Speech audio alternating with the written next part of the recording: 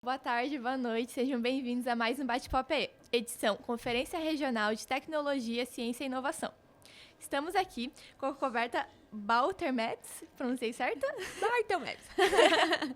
Que é coordenadora do projeto Meninas e Mulheres na Ciência em Palotina. Seja muito bem-vinda. Obrigada, gente. Obrigada pelo convite, né? É sempre bom estar com vocês, né?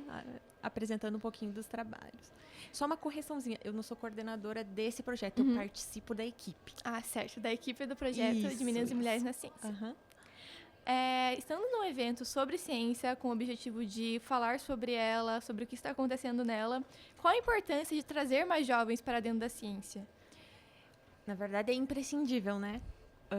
Aqui mesmo na conferência eu comentei com as meninas que eu trouxe 2 alunas de mestrado e uma de doutorado para participar da atividade. E eu falei para elas, vocês perceberam quão poucas mulheres somos na representatividade? Então, mesmo nos painéis, mesmo nas secretarias, nas coordenações, somos poucas ainda. Apesar de sermos em maior número. Quando a gente vê os dados, por exemplo, de graduação, independente da área, claro, tem áreas nas exatas mesmo que nós já somos menos quando ingressamos e quando saímos, né? Mas na pós-graduação, por exemplo, nós somos maioria em quase todas as áreas. Só que quando a gente vai para outros níveis, como Bolsa Produtividade, representações em agências, representações nas sociedades científicas, nós somos poucas, vai diminuindo, né? Então, é importante ter a representatividade feminina justamente para as meninas, as alunas de graduação, de mestrado, que vêm assistir o evento, perceberem que é possível elas chegarem naquele lugar também, que elas têm competência tanto quanto qualquer homem, né, para estar nessa posição. E você vem de Palotina, correto? Sendo um centro tecnológico do Paraná que pouca gente conhece, quais são as iniciativas que são criadas na cidade para trazer mais meninas e mulheres para essas áreas?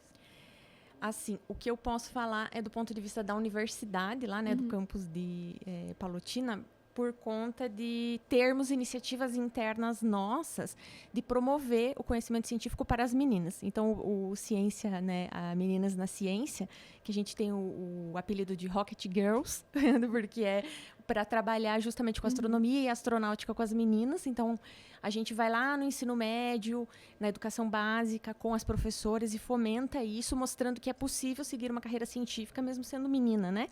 Mesmo estando numa escola pública. Num todo, a gente vê que ainda falta do município, de certa maneira, um pouco essa iniciativa de promover. Mas a gente vê movimentos importantes, como Conferência da Mulher, a criação de uma secretaria feminina. Então, a gente vê que o movimento começa a se espalhar, né? A gente começa a conseguir entrar em espaços que antes não era acessível, né?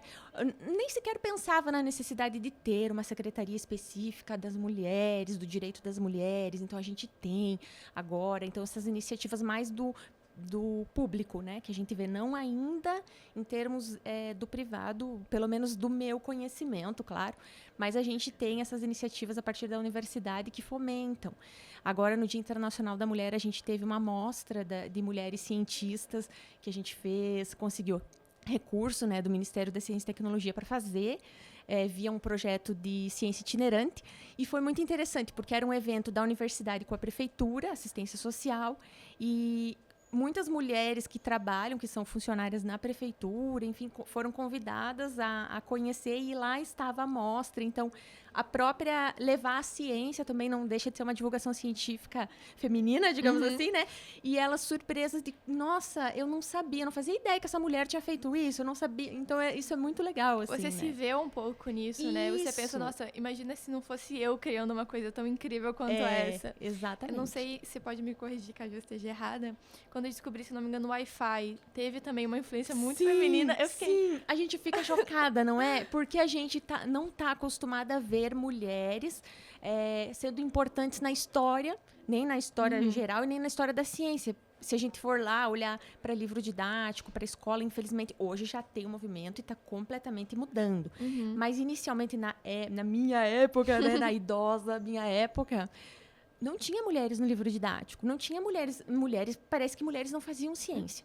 E aí hoje a gente começa a fazer um estudo historiográfico e começa a descobrir cada vez mais, nossa, esse cientista aqui tinha uma irmã, e que ela também pesquisava com ele, só que só saiu o nome dele. Então, Johannes Kepler, se eu não me engano, ele tinha... Agora, eu não sei se eu não estou confundindo... Não, Tycho Brahe. Tycho Brahe, que foi um astrônomo, ele é muito famoso e tal. Só que ele tinha uma irmã.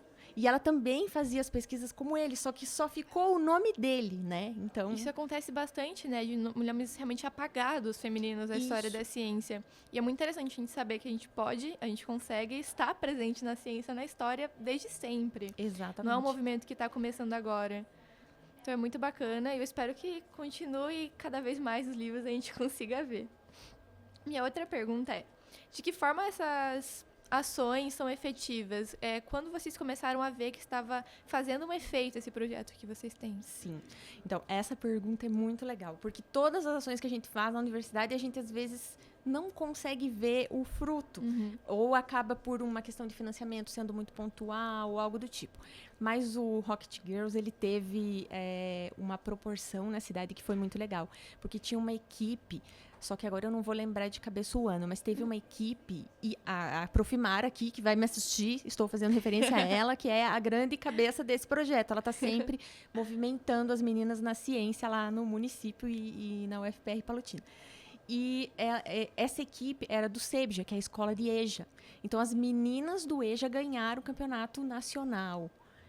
Então, elas fizeram o lançamento de foguetes e ganharam. Então, isso nossa, foi um simbolismo assim, ó, gigantesco. Então, a escola ganhou reconhecimento. É uma escola que fica no centro da cidade, mas é uma escola que fica, sabe, quando é um prédio mais, assim, comercial. Você nem... Depois ganhou uma faixa, notoriedade, assim. Isso é muito importante, até para as meninas que estavam na EJA, pensar em perspectiva de... Eu não vou só terminar o ensino médio, né? E mesmo nas meninas das escolas públicas que a gente atende, e aí atrelado a isso tem um outro projeto que é o pré-vestibular comunitário, que acaba sendo muito junto com Meninas na Ciência e outras iniciativas de extensão lá na nossa cidade. A gente já tem ex-alunos no mestrado. Então, a gente consegue ver que as ações estão trazendo essas meninas, fazem vestibular para licenciatura em exatas, para licenciatura em computação.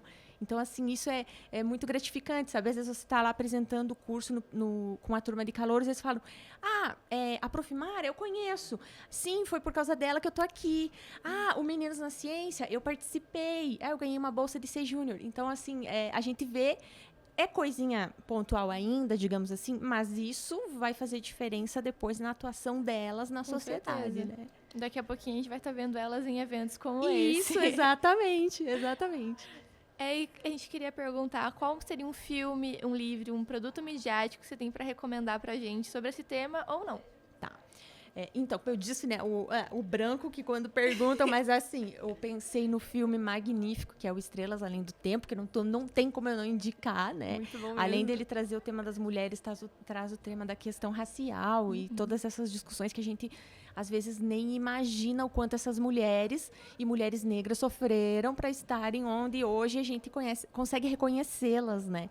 Então, mas assim, aí teriam outras obras que daí já não tem muito a ver, né? Mais coisa que eu gosto mesmo de ler, mas obras de ficção científica que trazem também uma perspectiva que a gente pode pensar assim, isso pode se tornar real, claro, porque a ficção científica traz isso, né? Eu gosto muito de Fundação, né? Eu sou obrigada a citar publicamente Fundação, enfim, e aí é interessante. Porque quando a gente começa a se envolver nas questões feministas, a gente já não consegue mais nem assistir um filme, nem ler uma obra sem pensar. Então, às vezes, em alguns momentos das obras, eu percebo uma tentativa lá do Asimov, que escreveu lá, né, da década de 50, se não me engano, de empoderar as mulheres de um jeito completamente subversivo ao que elas eram permitidas vivenciarem, né? Embora hoje, se a gente fosse escrever... o protagonismo feminino seria muito maior na obra dele hoje. Mas eu vejo alguns elementos ali, então acho que seriam essas recomendações. Muito obrigada pelas recomendações e pela sua participação no nosso podcast. E muito obrigada a você por ter assistido a mais um episódio do Bate-Pop AE, edição Conferência Regional de Ciência, Tecnologia e Inovação. Até a próxima!